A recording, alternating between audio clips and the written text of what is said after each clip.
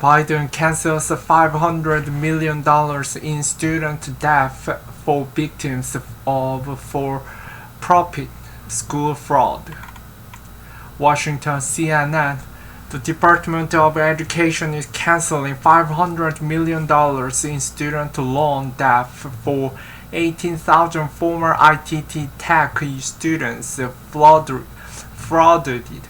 frauded by the now defunct for-profit college, another step the Biden administration is taking to address a backlog of more than 100,000 forgiveness claims left over from the Trump administration. ITT Tech, which shut down in 2017 after the government pulled its federal funding, misled students about how much they could expect to earn after graduating and about the ability to transfer credit, the Department of Education said Wednesday. The announcement comes 3 months after the Biden administration said it would cancel $1 billion in student loan debt for about 73,000 defrauded students who were deemed eligible for the relief under former Education Secretary Betsy DeVos, but received only partial loan forgiveness after she changed the cancellation calculation, known as borrower defense. The policy allows the students who were defrauded by their college to seek debt relief. The forgiveness process was simplified during the Obama administration when big for-profit colleges like Corinthian and ITT Tech shuttled. A years-long wait. Morgan Matter had trouble finding a job after she graduated from ITT Tech with an associate degree in information technology in 2016. Other schools won't accept her credit and she's too scared to take on more debt to pursue another degree. Instead, her husband decided to rejoin the army and she stays home to take care of her daughter. Mueller is cautiously optimistic about the department announcement. I've been waiting for years, so I won't believe it's true till I get an official letter, she told CNN.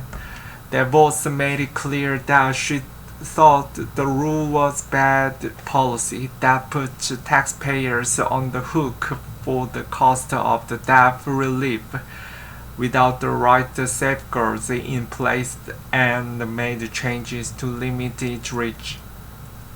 The revision made by DeVos put the rule in limbo throughout the entire Trump administration.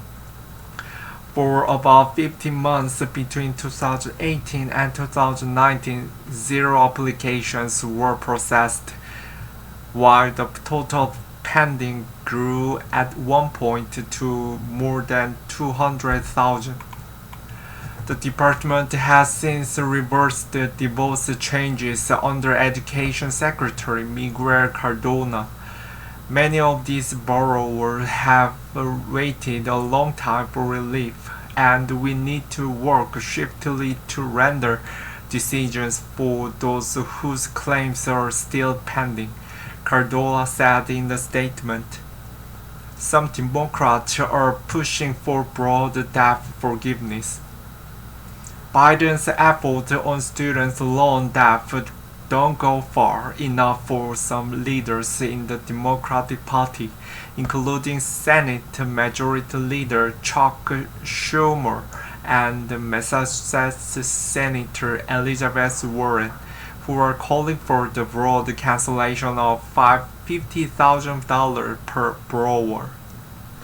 Biden has resisted the pressure so far, but has said he would support the move by Congress to cancel $10,000 per borrower. A pandemic-related suspension of federal student loan payments extended by Biden earlier this year is in place till October. Biden has also directed Cardona to write a memo on the president's legal authorities to cancel debt, an executive action that broadly forgives the federal student loans would be unprecedented. But a memo from lawyers at Harvard Legal Services Center and its project on predatory student lending says the Department of Education has the power to do so. Biden did not include a student debt cancellation provision in his proposed $1.8 trillion American Families Plan, which calls for making community college free and expanding Pell Grants for low-income college students.